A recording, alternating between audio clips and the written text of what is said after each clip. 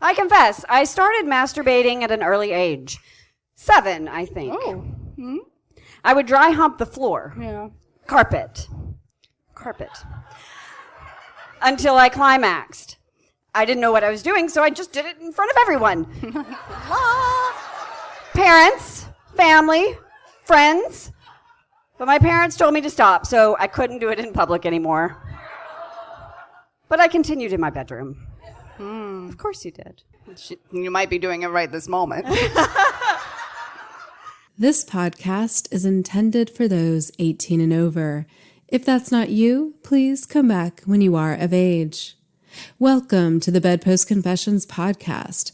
BedPost Confessions is an Austin-based live storytelling series featuring smart, sexy stories. The highlight of each show is the participation of the audience members who have a chance to share their own secrets, wishes, and regrets in the form of anonymous confessions, which are then read aloud during the show. The performance you're about to hear was recorded on April 16th, 2015. Sara Henry takes to the BedPost stage for a second time to share her biggest fantasy. Here is Sara. We met just over a year ago when I was in a really good place. I was finally moving forward with my career. I decided to quit my corporate job. I hated that fucking job and the last decade of jobs before it. I'd been planning weddings in my downtime, and I wanted to do it full time. It was a huge step for me. I am risk-averse and terrified of failure. But I figured I couldn't be any less happy. And when I made the decision to quit, it was like the universe opened up for me. I was blissfully happy, and my heart was open. I was literally breaking free into a new chapter of my life and career. I was chasing my dream, running after it at full speed. You could see the aura of excited energy around me, and people were drawn to it. He was recovering from heartache, but what I saw was a beautiful man with hope and fresh eyes. I threw him into my circle of friends, and he swam with us in the deep end. He effortlessly folded into my life like he always belonged there. We were instantly smitten with each other, but it didn't feel like that infatuated clinginess that happens sometimes when relationships are new. I still maintained my relationships and work outside of him, and he did the same. It felt like we were starting something really solid.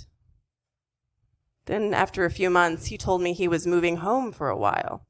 His family business needed him, so he left for another state, too far to drive on long weekends.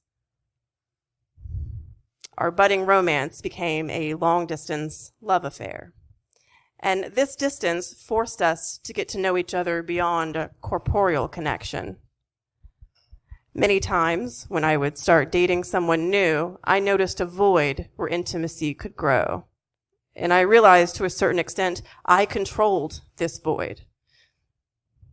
In the past, I got easily bored with them and all the getting to know one another chatter, so I would end it in the most direct way possible. I would grab them by their shoulders and kiss them, slide my hand down their crotch.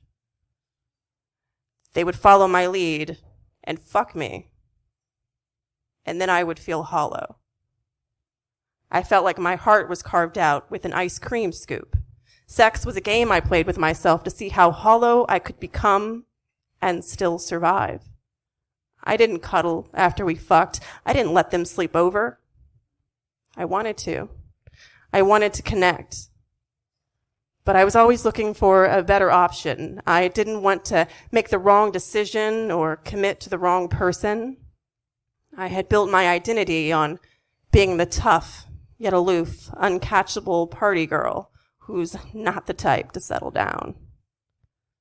I floated here and there like a hummingbird, moving quickly along before anyone could really see me.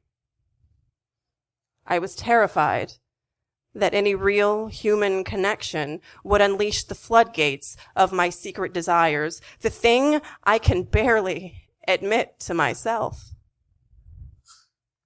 I want a family. But it doesn't look like a house in the suburbs with 2 kids and a minivan. But there is a house with a dog and a screened-in porch and fresh fruit and love. Where children, maybe mine, they rush home from school. Fuck it, I'm flexible, right? They rush home from school. Their faces are flush with winter wind. They place their shoes and coats in the entryway, and they enter the kitchen for the snack I've made them. They'll have sliced apples with peanut butter and homemade cookies. The kitchen is bright and warm, and my partner is there too, not in this scene, but there in the life we've built. The life where there is a strong and secure foundation, and the possibilities for happiness span a lifetime. I have never dreamed about my wedding dress, but this same daydream of family and home replays in my mind constantly. He fits into this daydream like the scene from the movie in my mind. This is not the first story of its kind. Story of an aging third-wave feminist with a thudding womb and an empty chest cavity, hiding her secret shame of wanting a family, something that it's okay for most women to have. Third-wave feminism has cautioned us against the fallacy of having it all. I would be the exception. Somehow I would have a career and a family and keep my identity intact. I felt like my identity of rejecting a family is way too established. I can't expect to have a family of my own. I don't really fully deserve this fantasy, this whimsy of my imagination. Too many times I have exercised my right to choose. Foolishly, I believed I could want this dream enough for the both of us. I'd tasted what my home looked like with him in it, and I wanted it. I'd felt the kiss of my life partner, like they say, you just know. And with the physical distance of our relationship thrust upon us, all we could do was talk. We opened up to each other and bled. We had long conversations over the phone. We talked about who we were and who we wanted to be. There were multiple layers of connection. We were friends and lovers. I listened to what he's saying. We made dinner together over FaceTime. I sent him long handwritten love letters and packages in the mail. Technology allowed me to watch him shower in the morning and share late night masturbation sessions. We used all of the technology to keep us connected for as long as possible. I fly there, he flies here. Once a month, we see each other for 4 or 5 days. And his move became more permanent as his assisting the family business became running the family business. But I love him for this. I love his sense of familial duty. I love him for his talent, his passion, his incredibly honed ability to read people. He is beautiful and strong. He is the kind of man I want children with. And I'm honest with him in a way that I'm honest with my closest friends. Vulnerable, unabashed. And he doesn't recoil in disgust. He says, I am with you. I've got you. You are good. He says all the reassuring things I need to hear. He gives me love, sweet and tender and real as the Velveteen Rabbit. Except he doesn't say, move here, spend your life with me, we'll figure it out. He says, I don't want to hurt you. I feel like I'm disappointing you. I say, you are hurting me. I am disappointed. Whatever, give him an ultimatum, they say, my loving friends, full of advice and the perspective of distance. That just isn't really my style, though, you know? Insecurity, though, snags my confident air. My nerves, my heart are exposed. The insecure voice in my mind yells, oh, God, he doesn't really want me there. He isn't really ready to do this real commitment thing again. His divorce is fresh, and he's still reeling over the loss of his wife, his marriage, he's still hurt and angry. If only our circumstances were different. If only he loved me a little more, then he would insist I drop everything and go to be with him because he just can't live without me. Perhaps if I were smarter, or thinner, or richer, he would and I could have this movie scene with him. Until then, I wait, pine, sob. Start crying as soon as my eyes open in the morning. I haven't given up, because that's not how you make a love affair that lasts 20 years. I resolve to wait. I self-sabotage in secret to save myself and buy time until we see each other again. I am starved for touch and affection. I isolate, eat my feelings, and stare dumbly into the screens of escape. I am paralyzed, waiting for him to decide he's ready to give me what I want.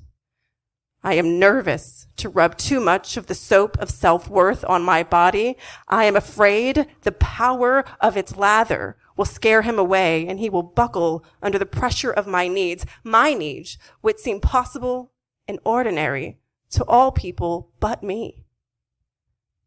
Patience, experience has taught me that with men, it is sometimes better to wait, to be patient and sweet, and they will come around to giving you what you want. But there is a line between patience and foolishness. It's a blurry line, and I'm never quite sure when I've crossed it.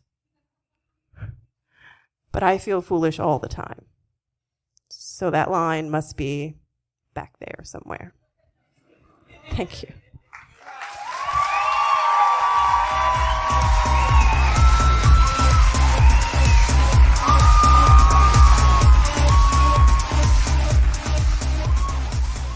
Sara Henry is a native Austinite and an event planner extraordinaire. Find her at ohenryevents.com.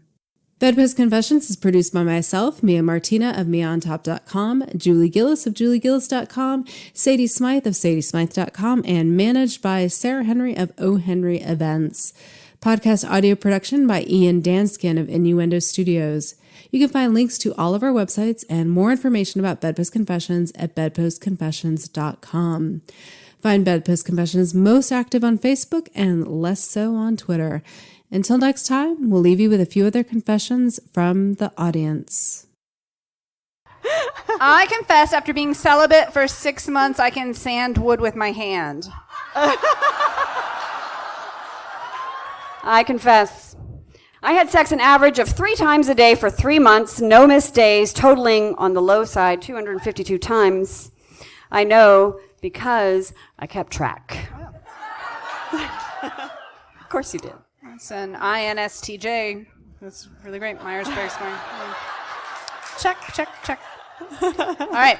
I confess it's been almost 2 years since I've had sex.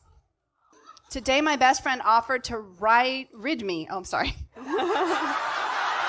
I put an E on the end of the word and turned it into an, an electric company? Anyone old enough to remember electric company? Rid. Right. Today, my best friend offered to rid me, no E, of my pesky celibacy. I said no at first, but then I saw him naked.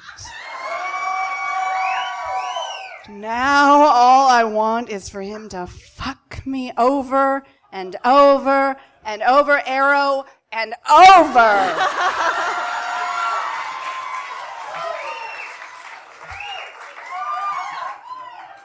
I support that.